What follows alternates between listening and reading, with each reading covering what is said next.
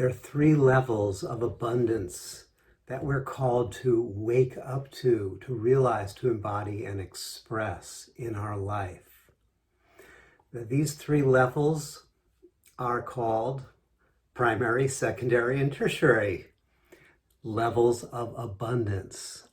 And it's a hierarchy, a sacred hierarchy that's based on, think of it as based on a degree of primacy or of purity, but not moral purity, rather the purity of the essential nature without any permutations. There's an infinite number of flavors of ice cream, but all ice cream in its essence comes from milk, sugar, and ice in some combination. And abundance in its essence exists at the primary level of reality. And so let's shift for a moment and think about love. If we have this sense of, I want to have love in my life, a loving relationship, it's because at one level, a subtle memory, we've tuned into the primary feeling, the pure presence of love. And that crystallizes into the thought, I want a loving relationship. When we speak that, when we crystallize that thought even more deeply into our embodied reality through language, I want to have a loving relationship. I want to form a loving relationship. That then impels us to take actions in the world to bring that reality into our daily life. And it's the same with abundance.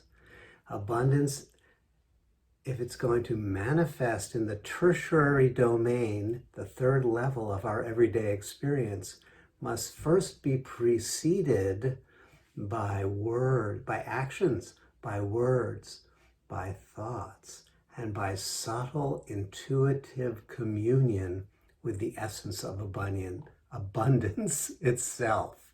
Now, in the process of the descending and the crystallizing of this quality of abundance, there are, we say three levels, but there are uncountable subtle gradations between the first super subtle intimation of abundance and the fully incarnated and expressed manifestation.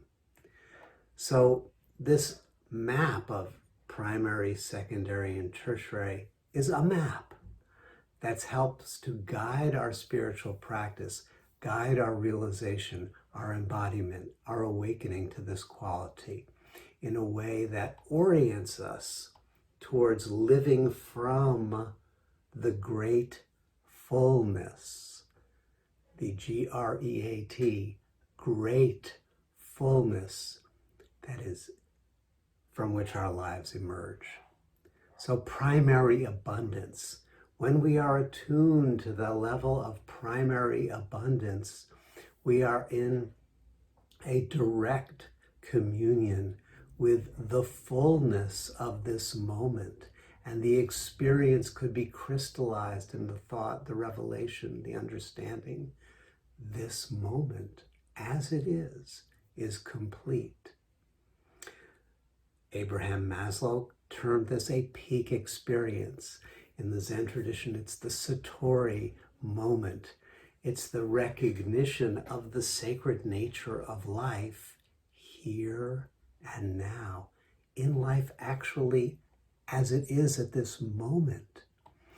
It's what we touch and taste and know when the defended heart sheds its self-protection, and it simply is loving what is. It's the mind that is released from even subtle conceptualizations to stand in stillness and awe before what is. It's the innate, inherent abundance without any because clause, without any kind of this because of that. It's just this. This is that. And at this primary level, there's the clear understanding, isn't the right word, the clear revelation that abundance is ever present. And when we're attuned in, and when we're tuning into that, we feel, we see, we apprehend that fullness, that great fullness shining through and animating the secondary and tertiary levels of our experience. You know what it's like. Sometimes you're going on a walk and you walk by a tree and you don't even notice it. It's like a tree. It's sort of just blended into the background. Other times you walk by a tree and it becomes a powerful teacher. It becomes a powerful transmitter, a reminder to you of the great fullness of life itself.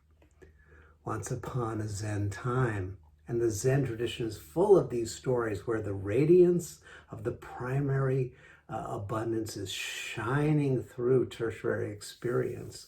And once upon a Zen time, Banzan is the name of the protagonist, was walking through a market and he overheard a conversation. So the monk was on his rounds, walking through, mindful, breath, step, presence, walking through the marketplace, and the conversation was happening between a butcher and a customer. "Give me the best piece of meat you have," said the customer. And the butcher replied, "Everything in my shop is the best.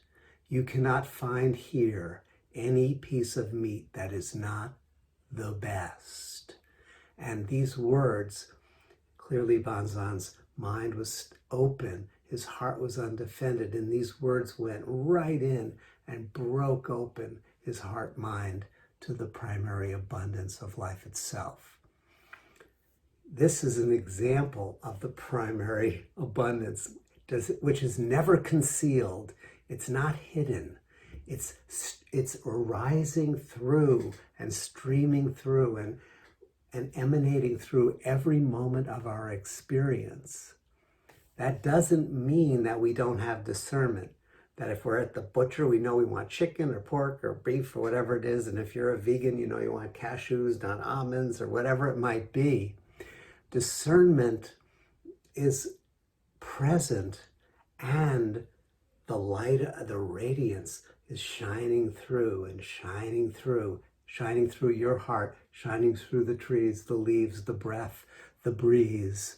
It's this uncaused abundance beyond words, and it is beyond time because it is ever present. Jesus says in the Gospel of Thomas, the kingdom, that's a word for this great fullness that is abundance itself. The kingdom is spread out upon the earth, but people don't see it. It's here right now. It's us. It's this conversation. It's what's around you. It's what's within you. It is all soaked through and through with that great fullness, that abundance, but we don't see it.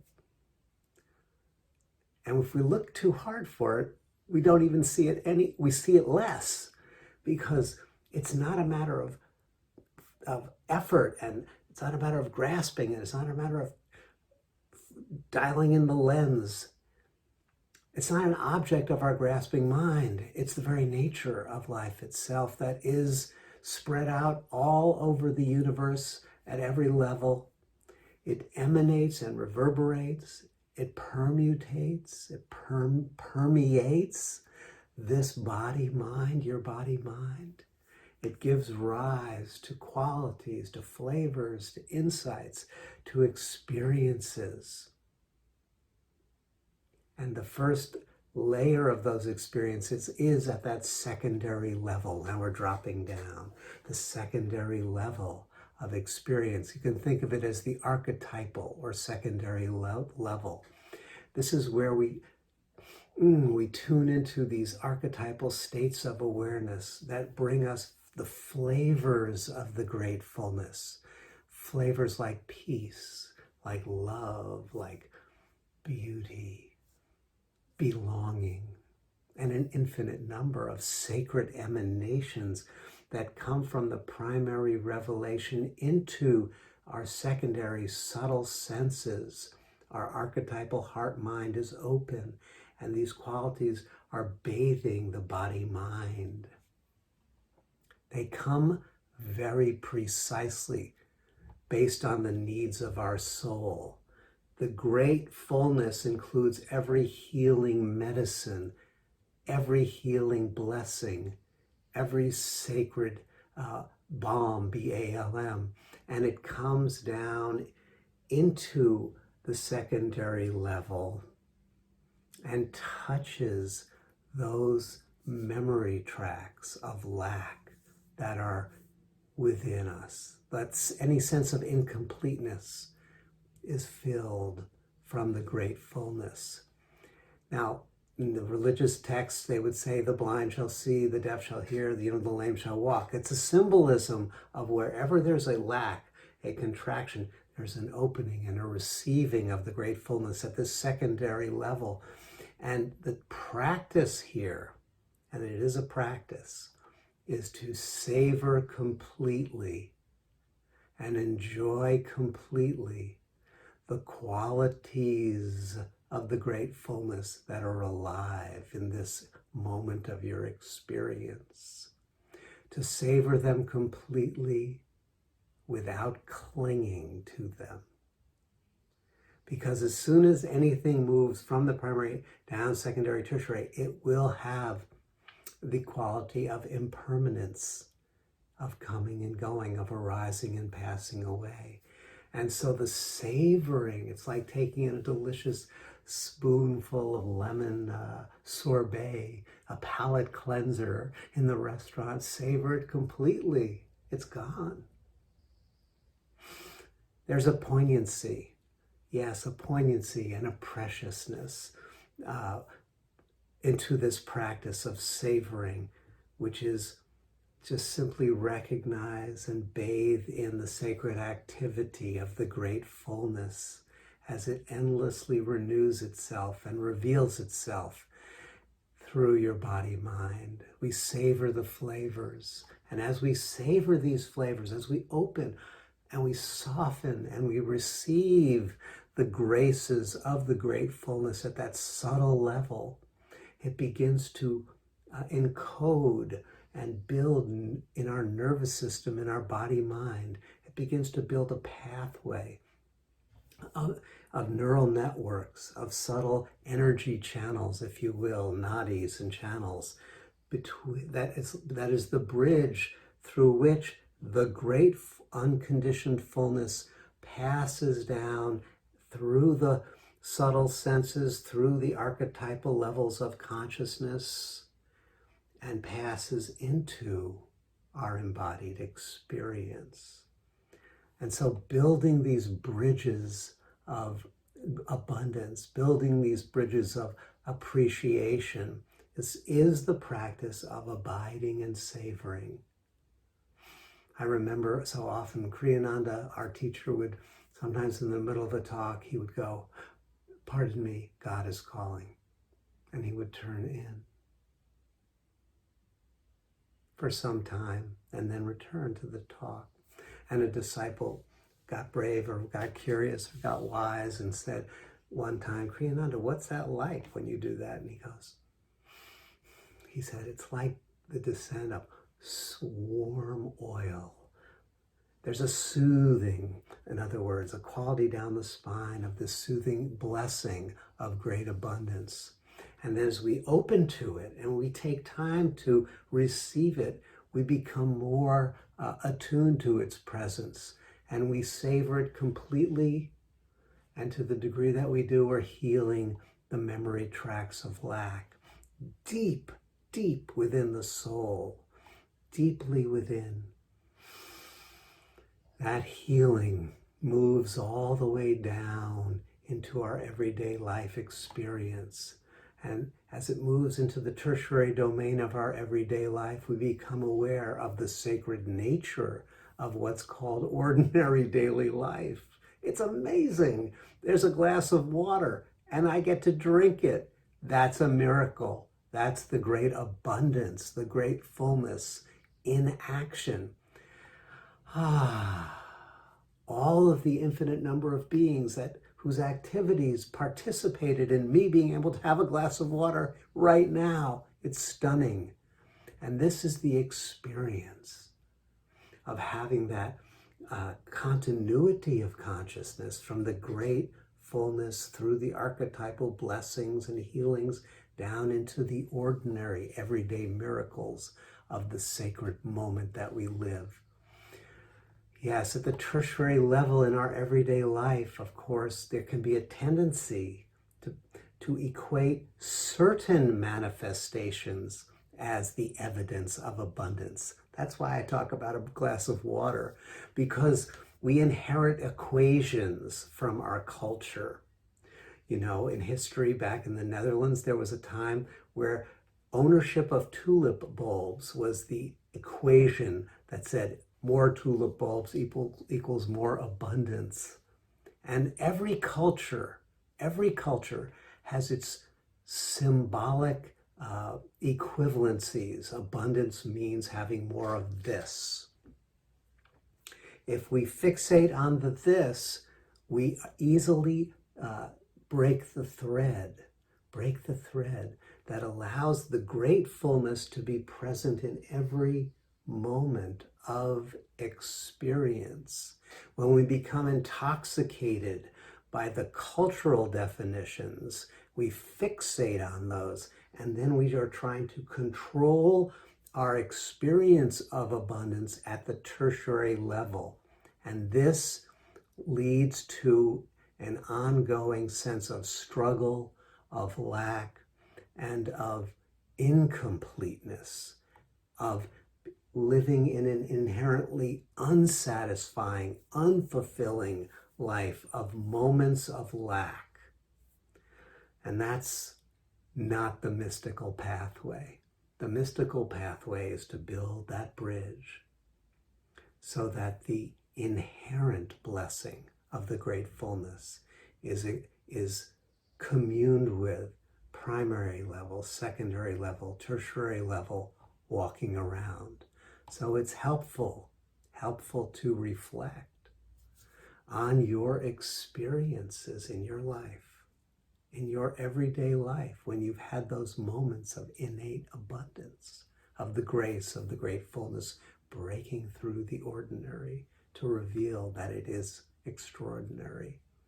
It's helpful to reflect on the subtle symbols, or not so subtle symbols, that your culture, your family has trained the mind, not you, but the mind, to equate with abundance. And to look at the ways that we've become hypnotized or intoxicated by those symbol systems, not to reject the value of money or of a car or whatever it might be from your symbol, tulip bulbs, but rather to open up more profoundly so that the flow of great fullness is present at every level, and that we live from that rather than grasp for it.